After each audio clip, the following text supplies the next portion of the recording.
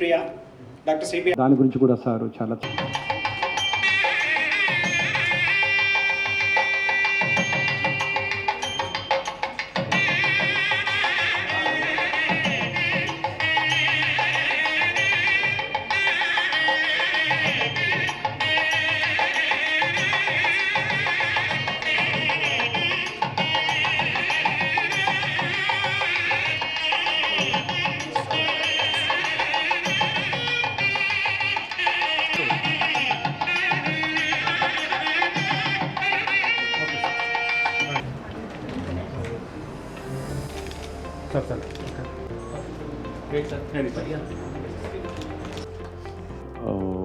Efforts మనం ముందు తీసుకొని ఎలా వెళ్ళాలి అనుకున్నప్పుడు దీనికి సంబంధించిన కొంతమంది మన ఇక్కడ వచ్చినటువంటి ఎన్జిఓ ప్రతినిధులతో కూడా నేను మన ఆఫీస్లో కలిసి మాట్లాడడం కూడా జరిగింది. సో ఇక్కడ నేను మీ అందరినీ రిక్వెస్ట్ చేసేది ఈ రోజున ఏంటంటే లెట్స్ ఆల్ మనకు తోచిన సలహాలు అంటే మళ్ళీ రిపీట్ అవ్వకుండా మనకున్నటువంటి కొలాబరేటివ్ ఐడియాస్ని కానివ్వండి, మనకున్నటువంటి ఎక్స్పీరియన్సెస్ని కానీ మనం ఇక్కడ షేర్ చేసుకోవడానికి ప్రయత్నం చేద్దాం. దీంట్లో మనమేం చేయొచ్చు, సొసైటీని ఎట్లా అవేర్నెస్ తీసుకురావాలి, పబ్లిక్లోకి ఒక మిడిల్ క్లాస్, ముఖ్యంగా నా ఉద్దేశం ఏంటంటే middle and lower middle income and below poverty లైన్లో ఉన్న వాళ్ళ కోసం ఏం చేయొచ్చు, ఎలా ఉంటుంది అనేది ముఖ్యంగా మన ముందున్నటువంటి ఈ ఛాలెంజ్ని ఎలా అడ్రస్ చేయొచ్చు.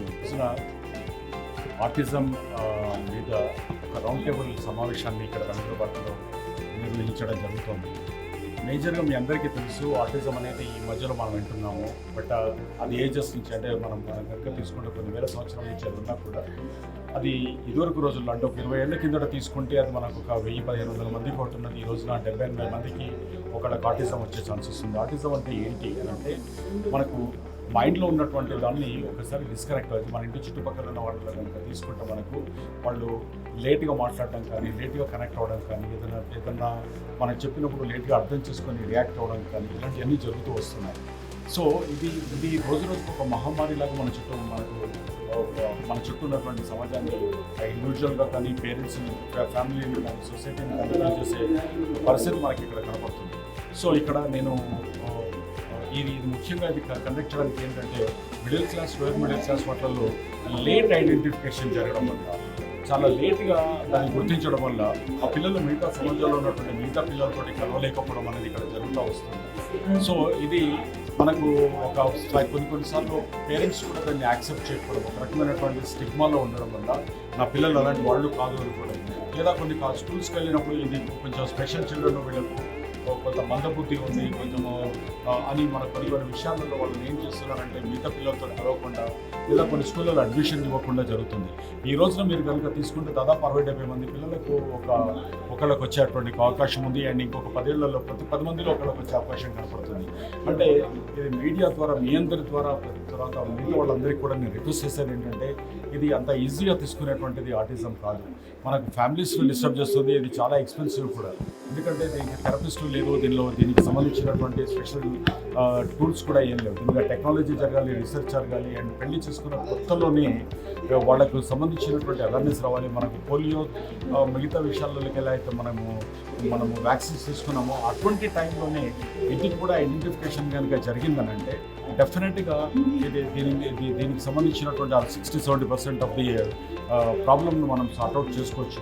చాలామంది లోయర్ ఇన్కమ్ గ్రూప్ ఉన్నటువంటి పిల్లల లోపల వాళ్ళకు ఇలాంటి థెరపిస్ట్ల దగ్గరికి పంపించలేక అంటే చాలా ఎక్స్పెన్సివ్ అండి. ఇది దాదాపు 40-50 రూపాయలు నెలకు ఒక థెరపిస్ట్ దగ్గరికి పంపించాలంటే ఆ పిల్లలను నార్మల్ పిల్లల్లాగా మార్చాలంటే దాదాపు అంత అవుతుంది. సో దానికి మనకున్న పరిస్థితుల్లో వాళ్ళు చూపించుకోలేక ఇంట్లోనే ఉన్నటువంటి పరిస్థితి కనబడుతుంది. ఇలాంటి పరిస్థితులలో ఒక ఫ్యామిలీస్ ఎంతగా డ్యామేజ్ అవుతాయో మీరు ఊహించుకోవచ్చు. సో దీని మీద ఒక అవేర్నెస్ క్రియేట్ చేసేసి ఒక నేషనల్ స్థాయి ఉద్యమం లాగా దీన్ని తీసుకొచ్చి అవేర్నెస్ తీసుకురావాలి. ప్రభుత్వాన్ని కూడా నేను రిక్వెస్ట్ చేయాలి. దీనిలో డేటా కలెక్షన్ జరగాలి. ఎక్కువ మంది థెరపిస్టులను మనం దీన్ని తయారు చేయాలి అనే ఉద్దేశంతో ఈ రౌండ్ టేబుల్లో ఇక్కడ ఎన్జిఓస్ అందరినీ సమావేశపరిచి ఎక్స్పర్ట్స్ను డాక్టర్స్ను కూడా తీసుకొచ్చి దీనికి ఏం చేయొచ్చు, దీని వే ఫార్వర్డ్ ఎలా తీసుకెళ్ళాలి, ఇది రైట్ టైం, ఇలాంటివి కనుక జరగకపోతే ఒక సమాజంలో ఒక ఇంక్లూజివ్ స్కూల్స్ని మనం ఎలా తీసుకురావచ్చు అనే దాన్ని ఇక్కడ ఉండాలన్న ఉద్దేశంతో ఈ రోజున ఈ ప్రోగ్రామ్ కండక్ట్ చేయడం జరుగుతుంది. ఇది ఒక బిగినింగ్, ఇది ఒక మిషన్ లాగా తీసుకెళ్లాలన్న ఉద్దేశంతో ఒక ఆటిజం మీద ఒక మిషన్ లాగా దీన్ని తీసుకెళ్ళాలి. ప్రభుత్వానికి ఏం చేయాలి, స్కూల్స్ని ఏం చేయాలి, ఎన్జిఓస్కి మనం ఎలా సపోర్ట్ చేయాలి అండ్ పేరెంట్స్ని ఎలా సపోర్ట్ చేయాలనేటువంటి దానికి ఒక రౌండ్ టేబుల్